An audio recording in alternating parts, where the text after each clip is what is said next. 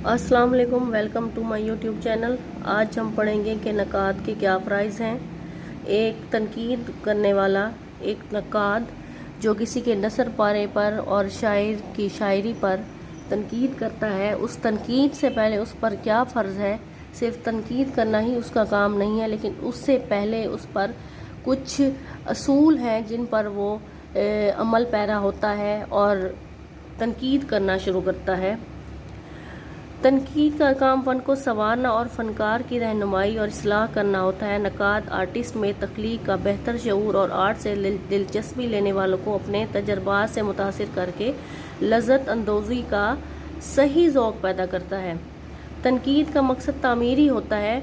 अब यहाँ पर एक बात आप देखें कि वो कह रहे हैं तनकीद का मकसद सिर्फ तनकीद नहीं होता, बल्कि तनकीद का मकसद तामीर करना होता है कि उसमें नसर पारे में या किसी शायरी में उसमें मज़ीद जो है उसका मुस्बत कोई पहलू सामने आ सके जो कि कारी पर मुस्बत असरांदाज करें। नक़ाद बेजा नुक्ता चीनी के ज़रिए से मुसन्निफ़ और उसकी तसनीफ़ की बेकदरी नहीं करता। मतलब नक़ाद जो है वो मुसन्निफ़ की तसनीफ़ की बेकदरी नहीं करता, वो सिर्फ़ अपना फ़र्ज़ पूरा करता है। उसमें से जो कमी रह गई होती है उससे उसको मुसन्निफ़ को आगाह करता है, ना उसका मकसद मुसन्निफ़ को नीचा दिखाना होता है। उसे आर्ट से दिलचस्पी होती है और आर्टिस्ट से हमदर्दी वो नक़ाइस से आशना करके आर्टिस्ट को सीधी राह पर लगाता है। अब यहाँ पर देखिए वो कह रहे हैं कि वो जो नक़ाद होता है वो आर्टिस्ट को, मुसन्निफ़ को हमदर्दी से वो जो नुक्स होते हैं वो बताता है और उसको सीधी राह पर लगाता है। अगर अंग्रेज़ मुसन्निफ़ीन का तो ख़्याल है कि नक़ाद को सिर्फ खूबियाँ बयान करने की ज़रूरत है, उसे खामियों को यकसर नज़रअंदाज कर देना चाहिए। मतलब यहाँ पे देखें कि अंग्रेज़ जो मुसन्निफ़ीन हैं उनका ख़्याल है कि नक़ाद को सिर्फ मुसन्निफ़ की खूबियों पर नज़र करने की ज़रूरत होती है, उसे खामियों को यकसर नज़रअंदाज कर देना चाहिए। लेकिन ये बात गलत है। अगर नक़ाद कोई खामियों को बताएगा तो मुसन्निफ़ उसमें मज़ीद बेहतरी की गुंजाइश पैदा करेगा और कारी पर इसका अच्छा असर पड़ेगा। कॉलरिज की राय ये है कि पहले हमें फ़न पारे के महासिन तलाश करने चाहिए, क्योंकि अयूब व नक़ाइस से किसी भी सलाहियत का अंदाज़ा नहीं लगाया जा सकता। हेनरी रेड के नज़दीक बेहतरीन नक़ाद वो है जो हुस्न व हुनर पर नज़र रखता हो। एलिज़ाबेथ यंची के ख्याल में मशीन के नक्स को ढूंढ कर दुरुस्त कर देना और मशीन बिगाड़ देना दोनों दो चीज़ें हैं, एक नहीं हो सकती। अब इस नक़ाद के बारे में जो है मुख्तलिफ मुसन्निफ़ीन वो मुख्तलिफ राय देते हैं। यहाँ पे वो कहते हैं मशीन के नक्स को ढूंढ कर दुरुस्त कर देना और मशीन बिगाड़ देना दोनों दो चीज़ें हैं, एक नहीं हो सकती। इस हकीकत में कोई शुबा नहीं कि तासुबाना तनकीद तंग नज़री का सबूत है। सिर्फ किसी ज़ाती दुश्मनी की बुनियाद पर तनकीद करना ये भी गलत है। लेकिन नक़ाद को चाहिए कि तनकीद करने से पहले वो माशरी ज़रूरियात को पेश नज़र रखे और फिर तनकीद करें। मगर हम उन मुसन्निफ़ीन के ख्याल में जिनका सतूर माला में ज़िक्र हुआ है पूरी हद तक हुस्न ज़न नहीं रख सकते। नक़ाद का फ़र्ज़ है कि दोनों पहलुओं पर नज़र रखे, महासिन की तफसील व तशरीह से अहले ज़ौक़ का आगाह करके उन्हें लुत्फ़ से हमकनार करे और हमदर्दाना अंदाज से बड़े दिल नशीन इशारों से तख्लीक कार को उसकी खामियों की तरफ तवज्जो कराए। अब यहाँ पे कह रहे हैं कि नक़ाद को चाहिए कि वो दिल नशीन इशारों से, मतलब मुस्बत पहलू से तख्लीक कार को उसकी खामियों से मतवज्जा करे, ताकि वो उसको मज़ीद अपनी उसमें अपनी काविश में मज़ीद बेहतरी की कोशिश करे और वो उसके लिए मुस्बत साबित हो। अक्सर ना तजर्बाकार और नौजवान नक़ाद तनकीद के दोनों पहलुओं के फ़र्क को नहीं समझते और तहसीन में तमीज़ नहीं कर सकते।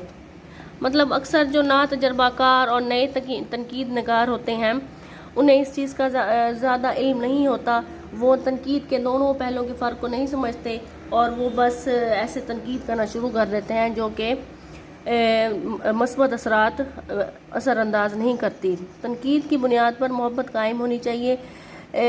इसलिए दूसरी वाहबी व कसबी सलाहियतों के अलावा नक़ाद के लिए पहली शर्त यह है कि उसे ज़ेर बहस अदब से ज़्यादा अदीब से हमदर्दी और खैर खाही हो, کیونکہ تنقید کی بدترین مثال وہ ہوتی ہے جس کی تہ میں حقارت و نفرت کا جذبہ کار فرما ہوتا ہے۔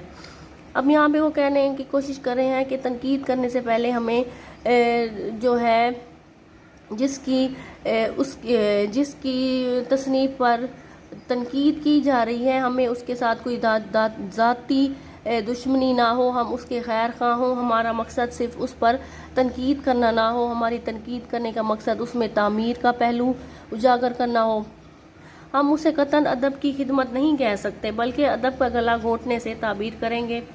نقاد کے لیے ضروری ہے کہ وہ ہر طرح اپنے جذبات پر قابو رکھے، اسے کافی صبر و ضبط کی طاقت حاصل ہو۔ نقاد کا اولین فرض ہے کہ وہ اپنے احساسات کو متوازن رکھے اور اسے کافی صبر و ضبط کی طاقت نقاد کا اولین فرض ہے کہ وہ اپنے احساسات کو متوازن رکھے۔ بقول میتھیو آرنلڈ، قوت تخلیق سے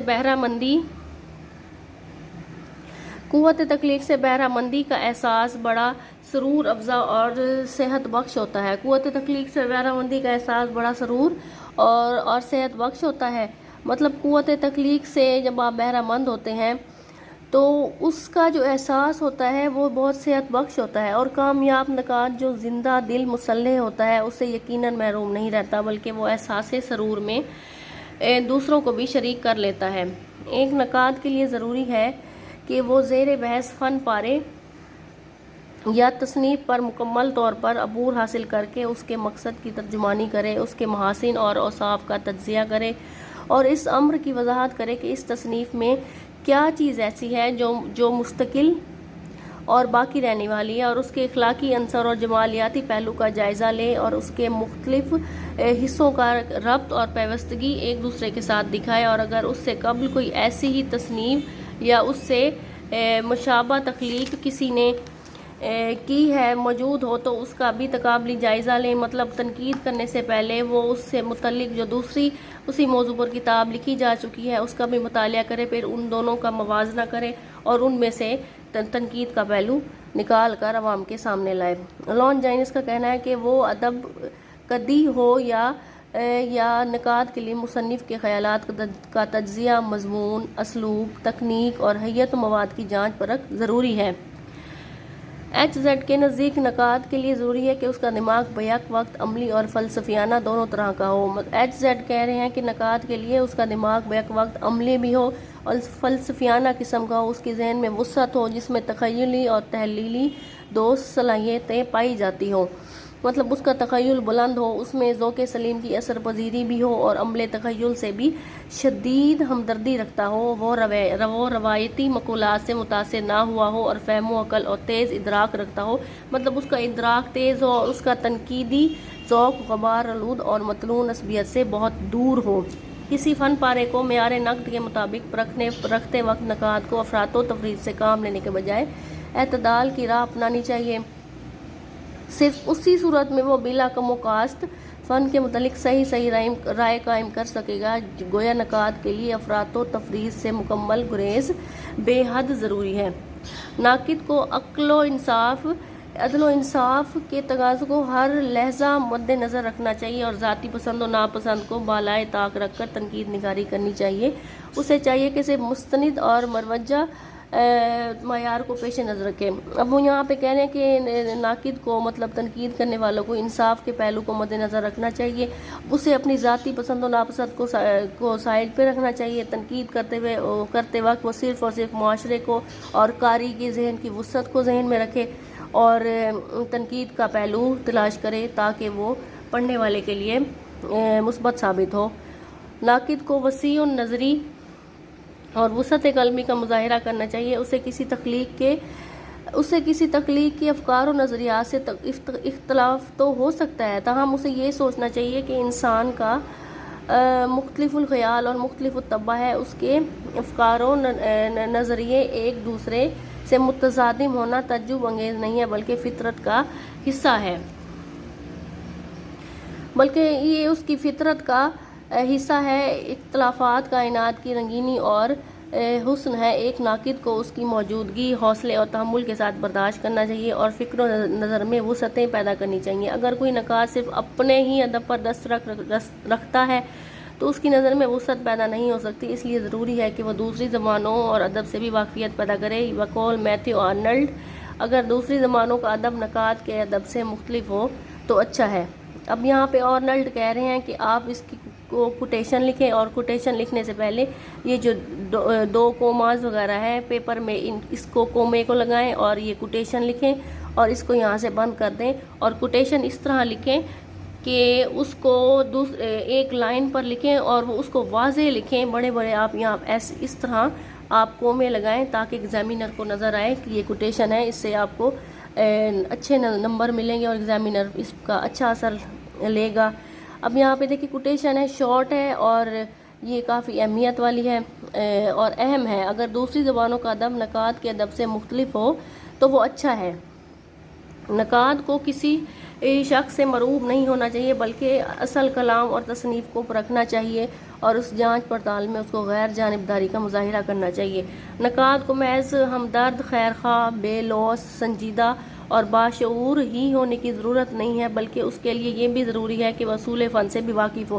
اب وہ یہاں پر کہہ رہے ہیں کہ نقاد کو محض ہمدردی، خیرخواہی، بے لوث ہو کر تنقید کرنا، سنجیدہ اور باشعور ہونے کی ضرورت ہی نہیں ہے بلکہ اس کے لیے ضروری ہے کہ وہ اصول فن سے بھی واقف ہو، وہ تنقید کے اصولوں سے واقف ہو کہ تنقید کس طرح کرنی ہے، کون کون سے پہلو ذہن میں رکھنے ہیں اور اس میں کیا چیز ہے جس پر تنقید کرنی ہے اور کس انداز میں کرنی ہے، اور تنقید کرتے ہوئے کیا ذہن میں ہے کہ ہم تنقید کر رہے ہیں اور اس میں تنقید کر کے ہم کیا چیز مصنف پر واضح کرنے چاہتے ہیں کہ اس میں بہتری لائے۔ ہمیں اس کی جو ہے اس کی جو اسکیچ ہے اس کے ذہن میں پہلے سے ہونی چاہیے۔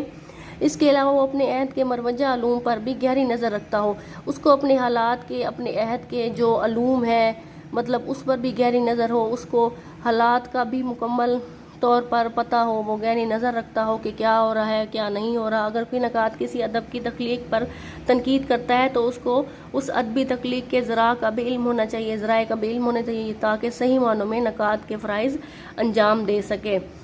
اس کو صحیح معنوں میں نقاد کے جو فرائض ہیں اس کو صحیح معنوں میں معلوم ہونے چاہیے، اور تخلیق کے ذرائع جو ہیں، تخلیق کے ذرائع کون سے ہیں، تخلیق کس طرح کی جاتی ہے، اسے اس کا بھی علم ہونا چاہیے۔ اگر آپ کو اس لیسن میں کوئی بھی بات سمجھ آئی ہے تو میرے ویڈیو کو لائک کریں، دوستوں کے ساتھ شیئر کریں اور میرے چینل کو سبسکرائب کر دیں۔ Thanks for watching.